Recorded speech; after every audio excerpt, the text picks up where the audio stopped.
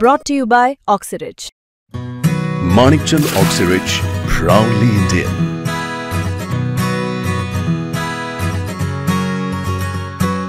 मनोज जरांगे पाटलांनी मराठा आरक्षणासाठी मुंबईत 8वं उपोषण केलं आणि 5व्या दिवशी सरकारच्या आश्वासनानंतर जिंकलो म्हणत गुलाल उधळला।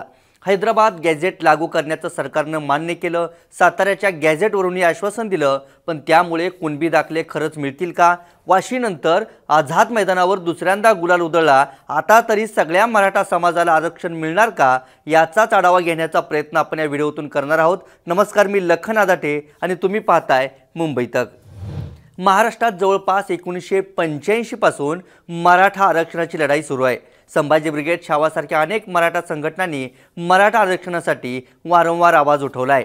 अण्णासाहेब पाटलांपासून सुरू झालेल्या या लढ्याचं नेतृत्व आता मनोज जरांगे पाटील करतायत। हैदराबाद आणि सातारा गॅझेटचा मुद्दा पुढे करत मराठा समाजाला ओबीसीतून आरक्षण मिळाल्याचं जरांगेंनी जाहीर केलं। आझाद मैदानावर विजयी जल्लोष केला।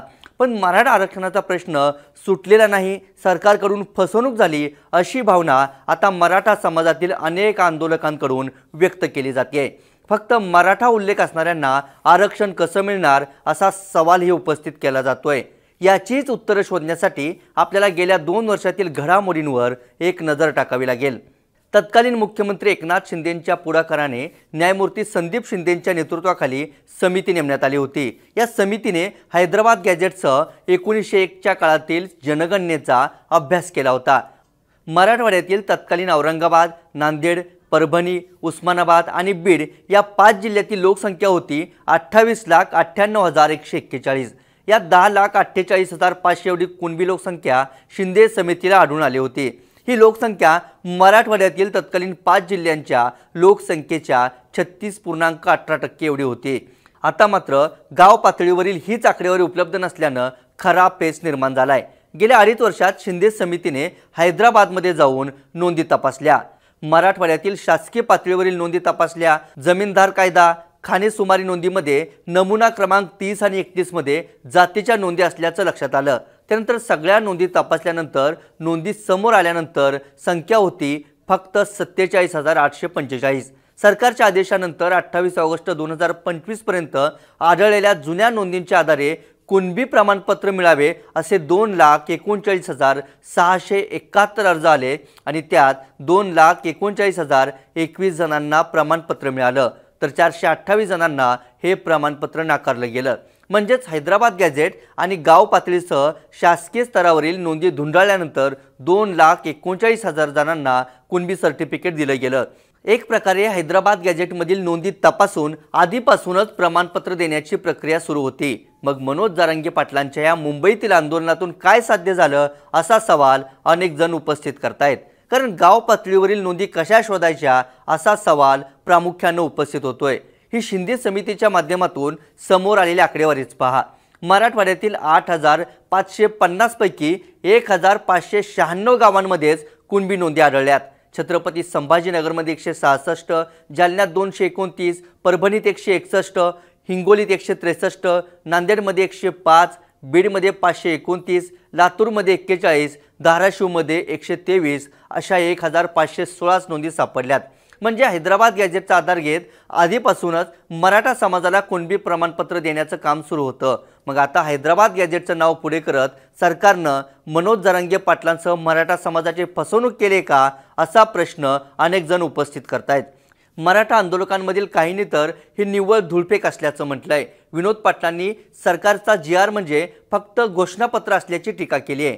वारंवार सांगितलं जातंय की 58 लाख नोंदी सापडल्या, परंतु यातील विदर्भ, खानदेश, कोकण, पश्चिम महाराष्ट्रातील आजच्या नोंदी आहेत का? मूळ प्रश्न हा की शिंदे समितीला नव्याने सापडलेल्या नोंदी किती आहेत?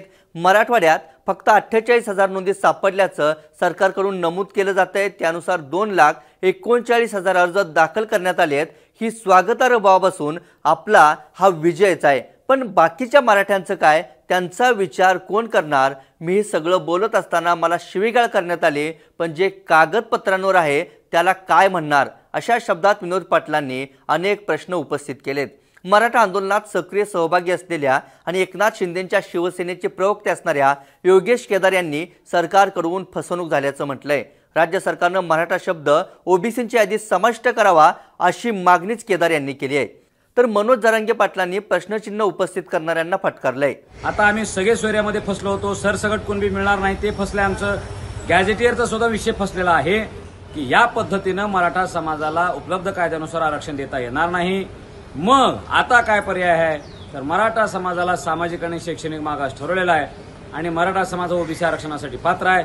मराठा हा शब्दच ओबीसीच्या यादीत जोडावा ही माझी मागणी सुरुवातीपासूनची आहे।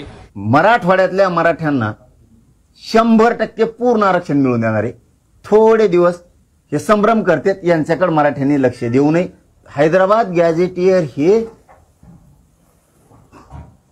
100 वर्षाचे तरीही द्यायला सरकारला भाग पाडलं।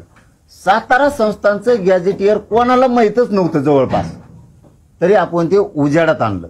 आता याचं कारण असं आहे की मी काम करताना माझ्या पद्धतीने केलं ते मिळतंय आणि उगे हे असे काय म्हणते त्याला टेकूची घेतलं ना आधार कोणाचा असा पचका होतो। मग हे चित्र पाहिलं तर मराठा समाजाच्या हाती काहीच न पडल्याची भावना निर्माण होत असताना मराठा आंदोलकांमधील मतभेद आणि सरकारमध्ये सामील असणाऱ्या पक्षांमधील अंतर्गत राजकारण पुढे येतंय। मनोज जरांगे पाटलांच्या या आधीच्या आंदोलनांमध्ये एकनाथ शिंदे केंद्रस्थानी होते, उदय सामंतांसह शिंदे गटातील नेते पुढे असायचे। यावेळी भाजपचे नेतेच मनोज जरांगे पाटलांच्या मुंबईतील आंदोलनावेळी समोर होते। याचबरोबर मंत्रिमंडळ उपसमितीमध्ये राधाकृष्ण विखे पाटील अध्यक्षस्थानी होते, तर शिवेंद्रराजेंनाही फडणवीसांनी स्पेस दिला होता। म्हणजेच फडणवीसांनी मूळ भाजपऐवजी बाहेरून पक्षात आलेल्या नेत्यांना पुढे केलं होतं। श्रेयवादाबरोबर मराठा नेतृत्वासाठी नवे चेहरे समोर आणण्याचा भाजपचा आणि मुख्यमंत्री देवेंद्र फडणवीसांचा प्रयत्न होता अशी चर्चा आता राजकीय वर्तुळात होते। पण मूळ प्रश्न बाजूलाच राहिलेत। फक्त मराठा उल्लेख असणाऱ्यांना आरक्षण कसं मिळणार? सरकारकडून आतापर्यंत किती जणांना कुणबी प्रमाणपत्र मिळालीत? यात जुनी किती आहेत? नव्यानं प्रमाणपत्र मिळवणाऱ्यांची संख्या किती आहे?